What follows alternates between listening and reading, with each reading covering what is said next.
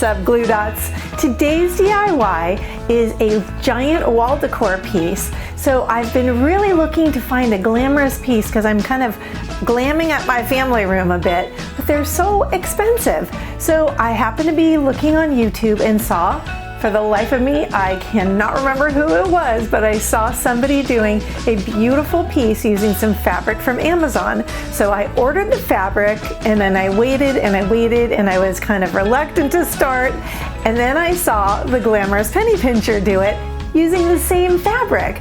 So she added some touches of her own and that inspired me to get on it and get it done.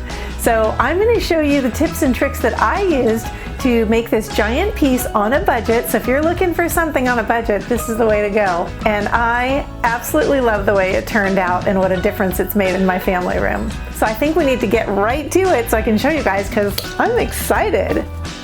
If you'd like to follow me on social media, I have an Instagram and a Pinterest, EP Midnight Crafter, as well as a Facebook group, Midnight Crafter Glue Dots. So I hope you'll join me over there as well. So I got this giant canvas at the thrift store for $30, I think it was. So if I was buying this at a craft store, just as far as, well, even as artwork, if I was buying it, it'd be a lot more expensive.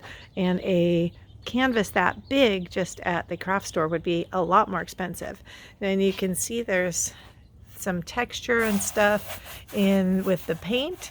So I'm just using my sander here and I'm sanding some of those spots down. What I discovered while I was sanding is that if you get some of the high spot, it just sort of peels off. I'll show you.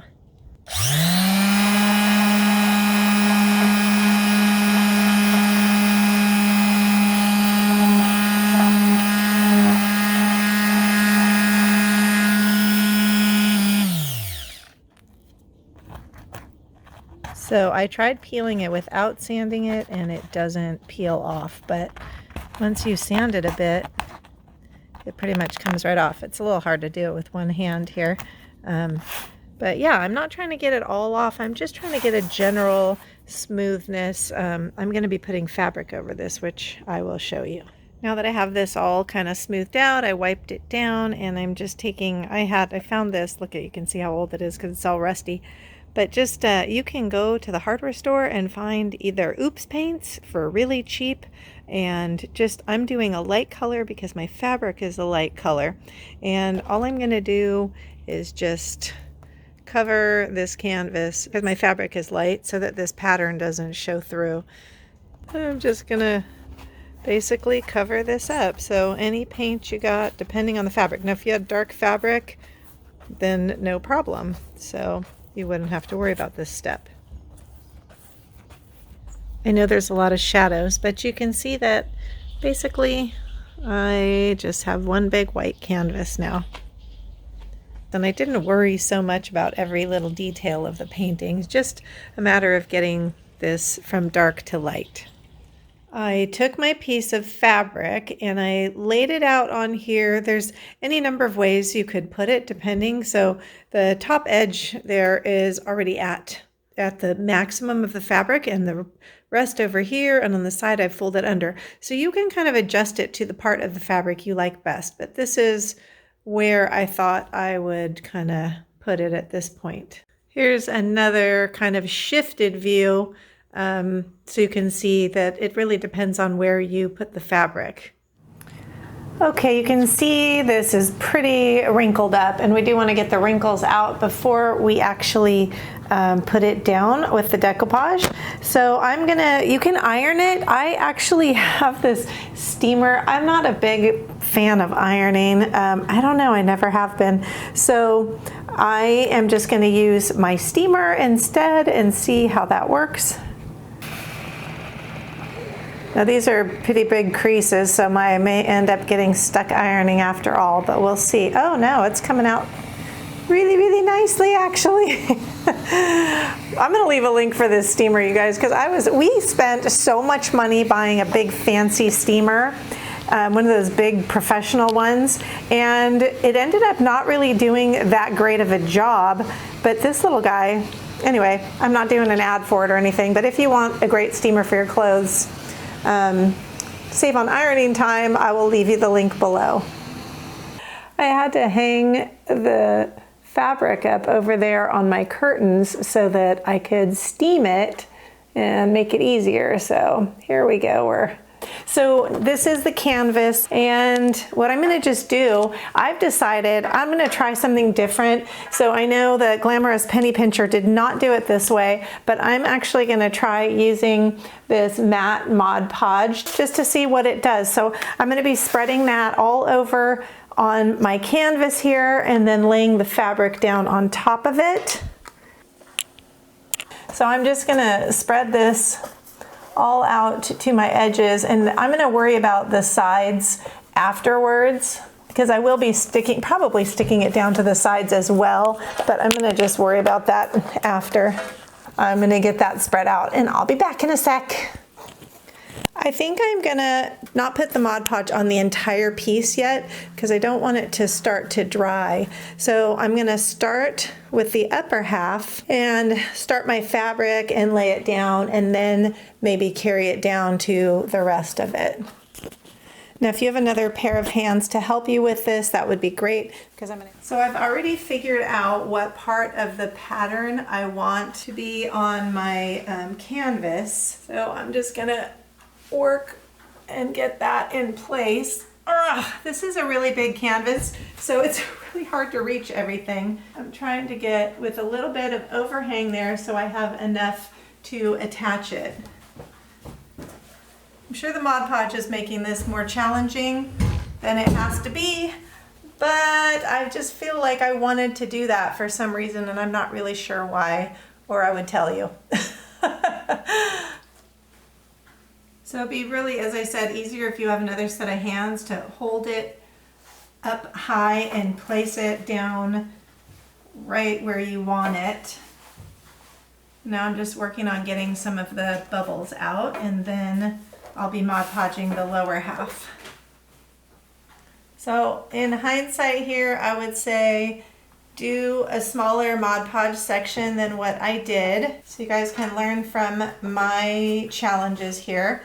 But I do always like to show the challenges that I have too, so that when you face them, at least you know that you're not alone. We all have them. So I'm going to keep working on this and get my bubbles out of here however I can. And then I'll be back to show you the rest of it.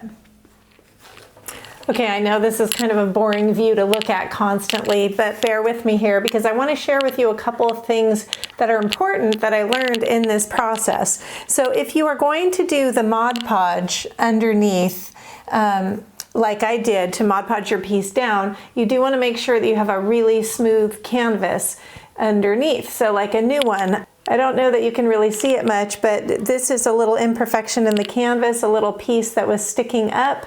And so that does show through. There's a couple little spots that are like that. So if the canvas was completely smooth underneath, you would definitely get a smoother look. That being said, I do love the way it's looking having the Mod Podge. I think it definitely gives a more richness to this fabric and not so light and airy like it was. And then I'm going to be also going over this with Mod Podge too to make sure I have all my bubbles out and looking at it from different angles as well. I don't know if I'm going to put it on quite as thick as I did before, but I'm just going to work out any bubbles and go over this whole thing. And then once I get that done, I'm going to be trimming off the excess fabric that I have around. On this side you can't really see it, but on those other two sides there's quite a bit of fabric extra. And I do want to make sure that my corners here, my edges, have enough Mod Podge so that they don't bubble up and so that they stay nice and smooth as well. So I'm just going to go through and smooth that all out now.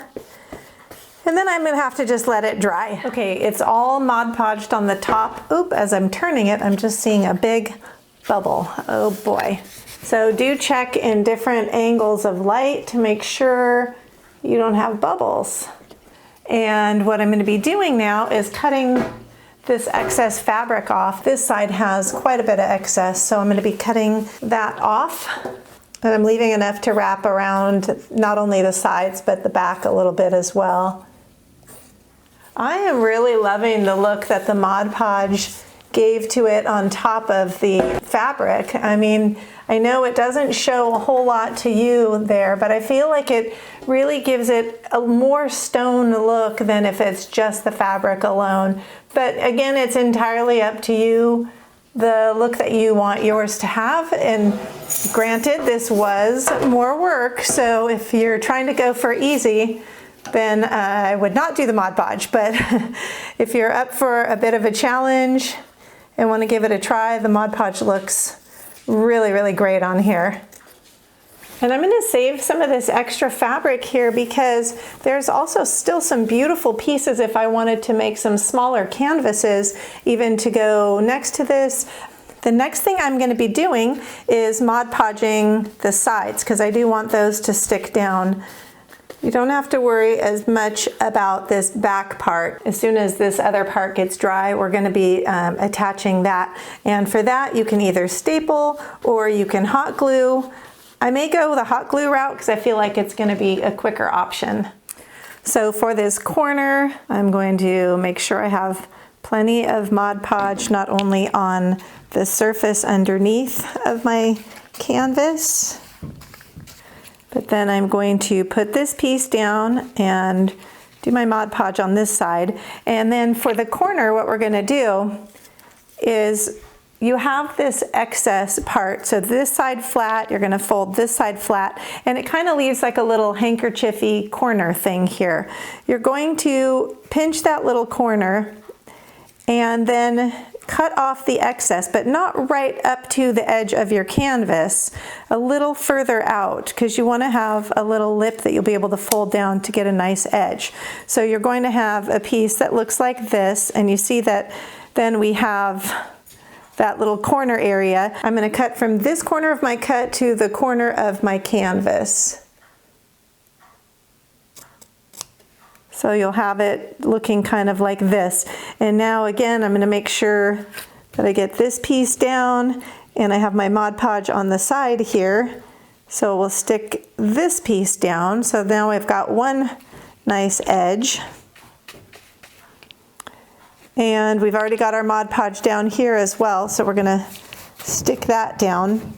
Before we stick this very top part, I'm going to give it a quick little fold under, and then just put the Mod Podge as well on that part.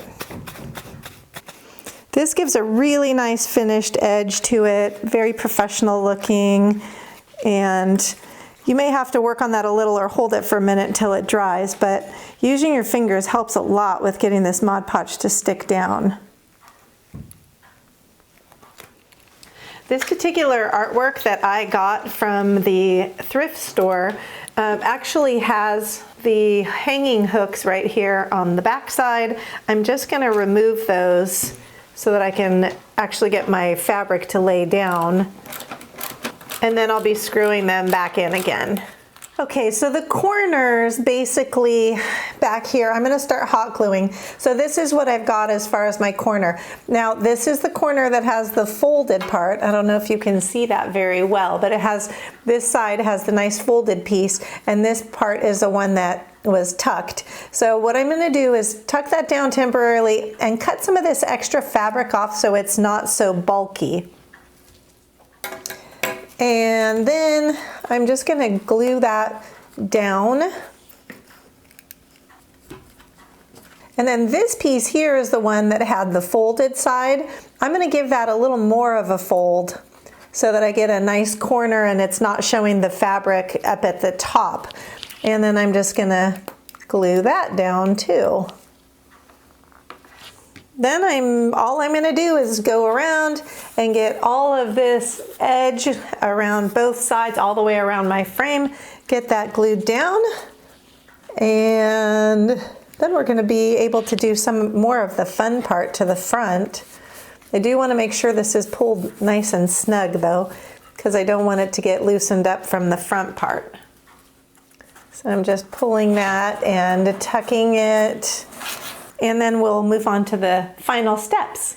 Okay, don't forget to put your hooks back on. Then we're going to be flipping this over and we'll be doing our final steps. Oh, I'm seeing some bubbles in here. I'm not liking that too much, so I may need to see what I can do about that. Maybe pop them with a pin and throw a little extra Mod Podge on there. I'm gonna have to try and fix those. Okay, so now I'm gonna do kind of the fun part. You can leave it like this if you love it the way it is, but those of you that watch me know that glam is my jam and I need to have my sparkles. So quite some time ago, I purchased this German glass glitter from Sugar Camp Cottage, and I'm pretty sure that I found this on Amazon, but I don't know, maybe not. But Sugar Camp Cottage, if you look that up, I have no affiliation with them, but I'm just telling you, it is beautiful. They have different colors of this German glass glitter. And so I'm gonna be using that to kind of add, for the gold, I'm gonna add it in some of these areas here that have a lot of that goldish brown color. And then I do have a silver one as well, which I'm going to use in a couple little areas, maybe kind of overlapping. I really like the look of the, what do you call those? The geode stones, not the geodes, you know what I mean? Where they have that, like how amethyst inside has the really cool sparkly rock stuff. Anyway, that's the technical term for it. But I'm gonna be using some of my Mod Podge, and I have this little piece of plastic here. I'm gonna pour out a little bit of Mod Podge on there, and then I'm gonna be using this really, really beat up, chippy brush that I have. It's just a cheapo little brush that I probably got at Dollar Tree or something at some point. And I'm just gonna start playing here. So I'm gonna tap into some of this, and sort of along the way that we do dry brushing. I don't want a whole lot, so I'm just gonna kind of place it in a couple of places here. Place it in a couple places. And I'm gonna dump on some of my German glitter glass. Now I'm dumping on a lot more than what the amount of Mod Podge that I put on there, but I'm gonna be cleaning off the excess there.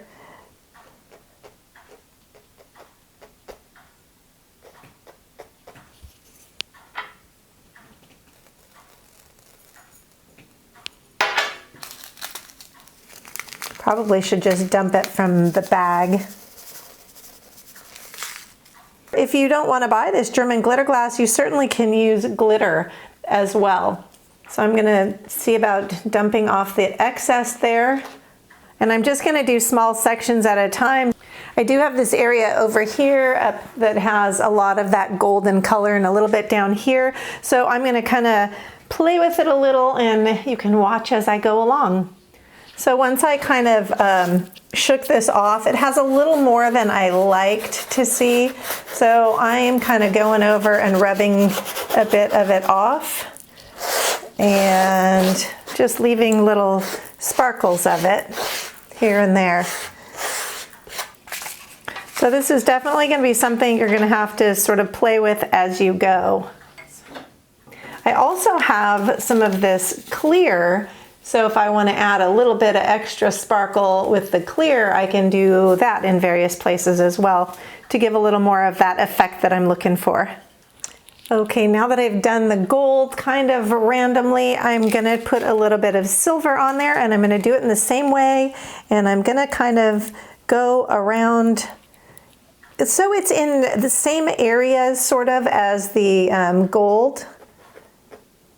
I'm going to keep going in the same way that I did here, putting it in various spots, and then do the same thing with the clear, and then I'm going to show you it all done. Are you enjoying this? Don't forget to give me a thumbs up and hit that subscribe button. Join our Glued Up family.